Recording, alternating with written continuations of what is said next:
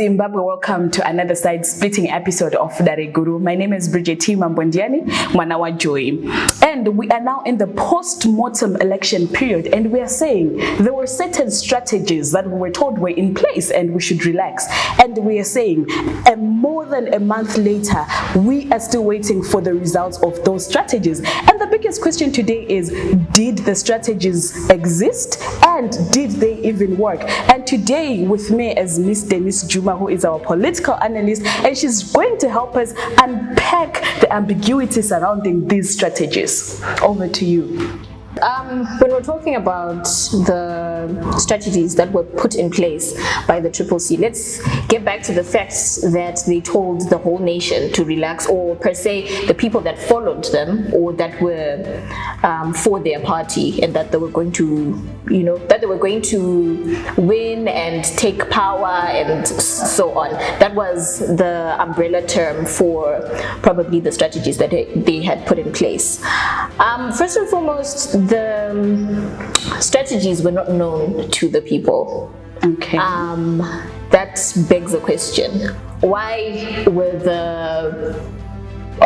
the opposition party moving like an assassin? Wasn't that the strategy part of it? Okay, fine. If you are going to promise something to the people, and you're going to be a president as he had wished, or as he had been working towards, the people that you're going to govern need to know how you are going to move. So in other words, what you are saying is that from the opposition, they did not clearly give us a clear picture of how we were moving together. In other words, they were moving alone. Exactly. Yeah. They took the Moses and the Israelites perspective. I will lead you to Canaan. Okay, fine. Did they get to Canaan as they were actually? That's the question now. Exactly. That's the question everyone is asking. Did they get there? We can notice right now that ZANU-PF does not have 2/3 majority in parliament. And was it part of their strategy? Everyone, begs the question. Was it part of their strategy? Of course, their first and most important strategy was to have Nelson Chamisa as the president. That obviously failed. And we have the president that we had in the previous term, who was His Excellency President Dambudzo Mnangagwa. Then we have the issue of the parliamentarians. Yes, you touched on the issue of ZANU-PF not having 2/3 in the parliament. Now, can we say those are some of the successes of the strategy, or that just came by chance? Because the strategy was ambiguous, I think a win is a win in this case. Okay. Whether they had planned for it, whether they had not, they're still going to say it was part of their strategy. So because of its, I want to say, secrecy or probably strategic ambiguity, we can say they won. They didn't take an L. That's the most important. Okay, fair enough. They didn't take an L. But this brings me again to another very, very important issue, which is that on the 3rd of October, we had the SONA, the State of National Address. What are your takes around that? Because so far the headlines that have been circulating are saying that the opposition party actually boycotted the address. So do you think that's a right way to be looking at things, and did it actually happen that way? Okay. Opposition leaders or members of parliament, they were voted for. They won in whichever constituencies they were in. They were sworn in, and they attended the presidential inauguration, which was also part of, they were also part of it. Yes. Right. Let's come to the first seating of the 10th, parliamentary thing for this term. They failed to attend, or they deliberately did not attend. So that's the famous quote that they were boycotting. They were boycotting. Okay. And from the things that I've read so far, it's because they term the president an illegitimate leader.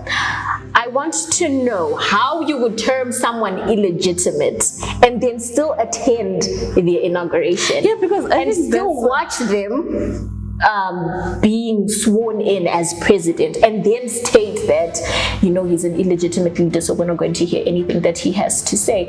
I mean, that's stabbing yourself in the heart, because you were voted for and you agreed to everything. They heard the results that were announced by Ms. Priscilla Chigumba, the president of ZIC, and they didn't do anything about it. I mean, the Constitutional Act in section 22 or 23, if I'm not mistaken, allows for challenging of presidential powers. Did they do that? No. So in this light, they were very wrong, and the chief whip of the parliament has every right to come raining down on them with whatever punishment they're supposed to receive, because you don't say he's an illegitimate leader when you allowed him to be inaugurated. What then are you saying? Okay, so the question from our political analyst is that what then are you saying if you have accepted him as the president, but then you choose to boycott your roles that you're supposed to be doing to the people that actually voted for you? With that, ladies and gentlemen, let's take a break.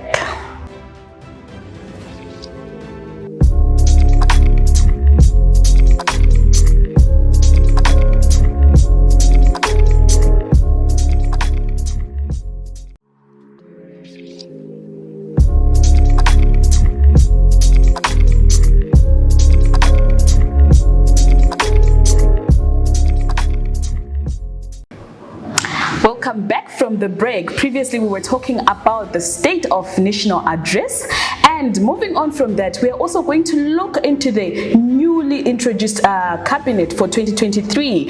And again, there has been some talks about issues to do with why the president put certain people and exceeded the number of the people that he was supposed to put.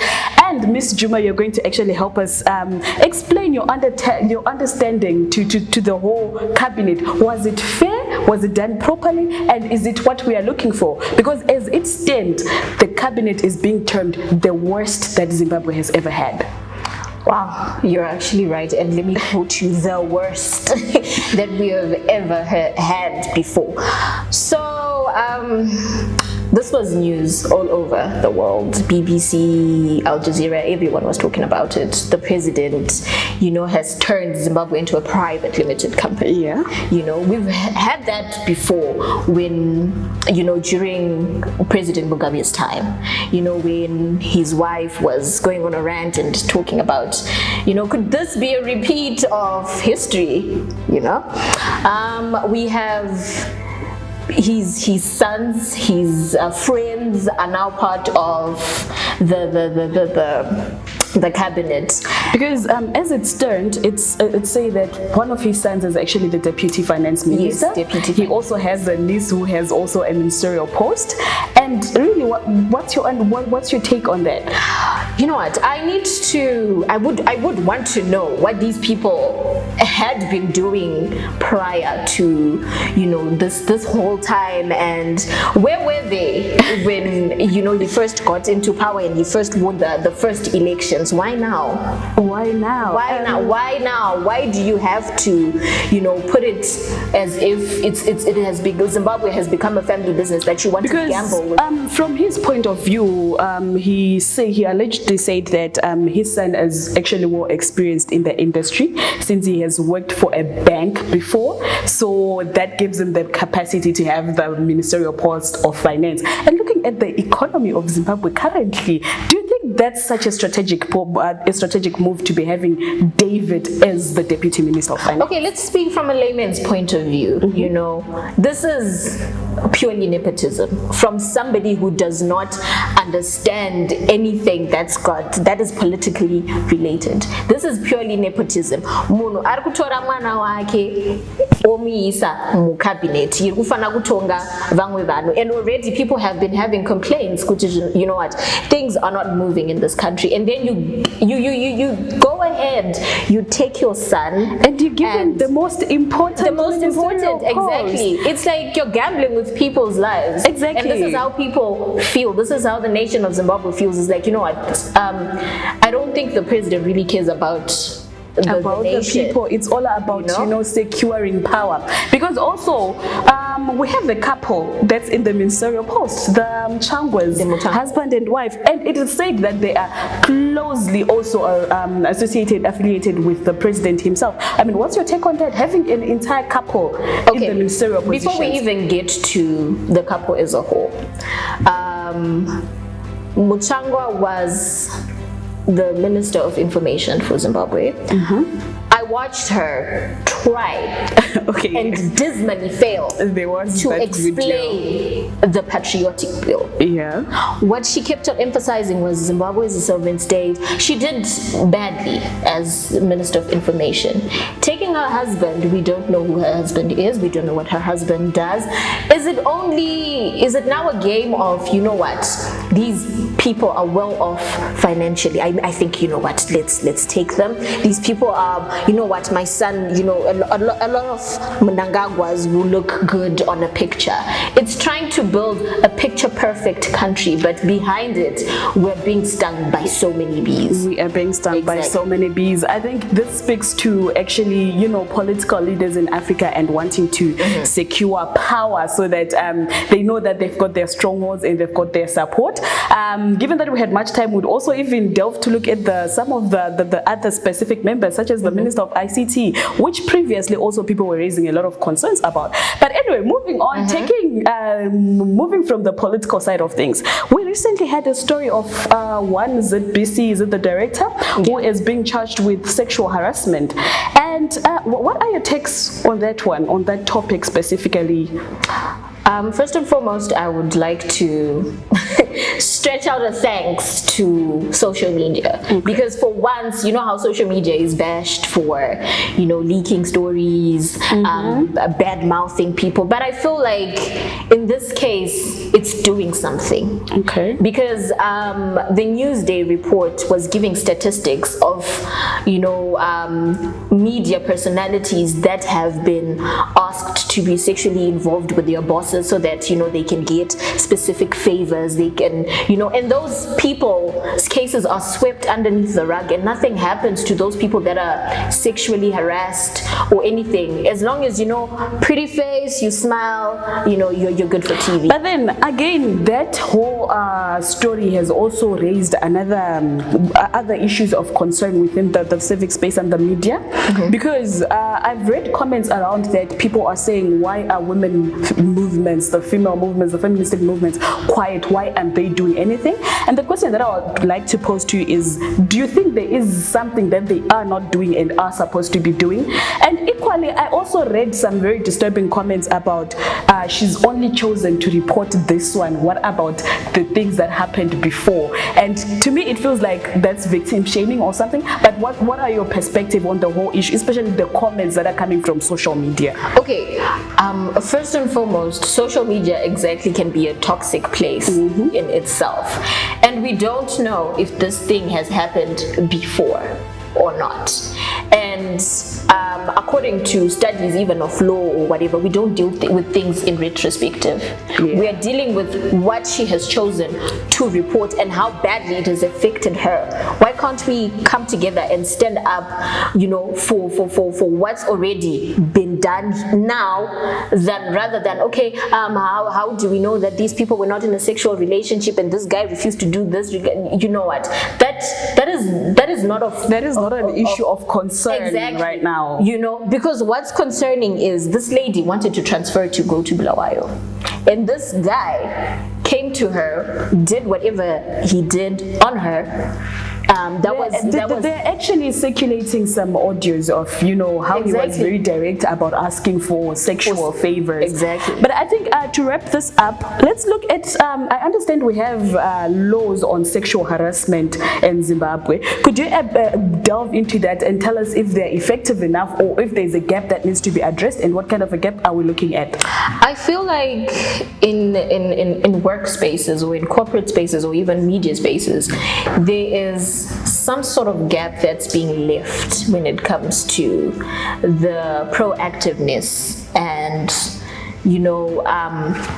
deep diving into sexual harassment issues when it comes to women and so on, because what the perspective is that people in power, he's just going to pay someone off, and your name is now all over. Bridget T was harassed by Ningi, and what has happened, what has been done to protect you from there? I don't think the law is really doing much in protecting. It hasn't set enough precedent for us to be very, very positive. Exactly, it's there on paper. Yes, if you sexually harass, you are what, but then what exactly is being done to put these people away, to put them behind bars? And how many more women are supposed to be harassed before we actually say, okay, you know what?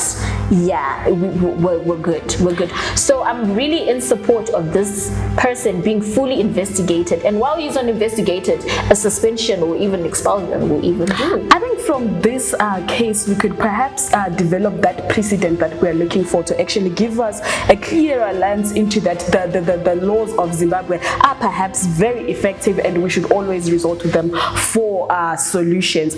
So ladies and gentlemen, that's it for our Dareguru episode. Until next time, thank you.